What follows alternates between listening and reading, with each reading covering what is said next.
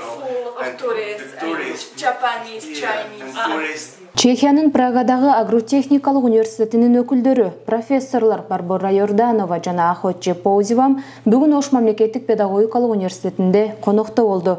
Өкүлдөр алгач окуу жайдын ректору Бекмырза Сулуевдин кабыл алуусунда болуп, чакан маек курушту. Мында коноктор Erasmus+ программасынын алкагында окуу жайга келгендигин айтып, билим берүү жаатындагы эки тараптуу кызматташтык тууралуу кеп курушту.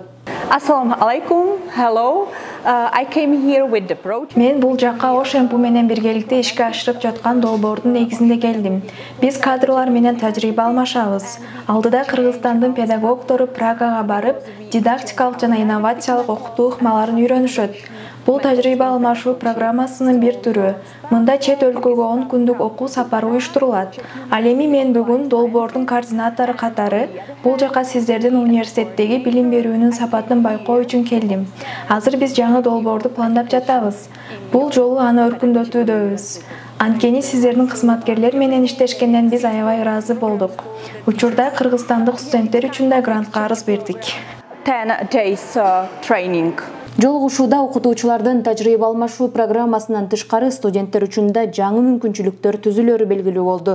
Тактап айтканда, жаңы Erasmus+ долбоору ишке киргенден кийин кыргызстандык педагогика багытындагы студенттер Прагада окуу мүмкүнчүлүгүнө ээ болушат. Расмий жыйындан соң өкүлдөр университеттин гуманитардык факультетинин жана колледждин англис тили адистигинде билим алып жаткан студенттерге Чехиянын билим берүү системасы, маданияты боюнча мастер-класстарды өтүштү. I was born in small city, but I moved to Prague to get a job. In my town, it's very big unemployment, so I have to move. Белгилей кетсек, окуу жай Чехиянын Прагадагы агротехникалык университети менен илим жана билим берүү жаатында, анын ичинде педагогикалык багытта активдүү кызматташып келет. Айданик Сагынбек кызы, Эрнест Жаныбеков, Ош МПУ жаңылыктары.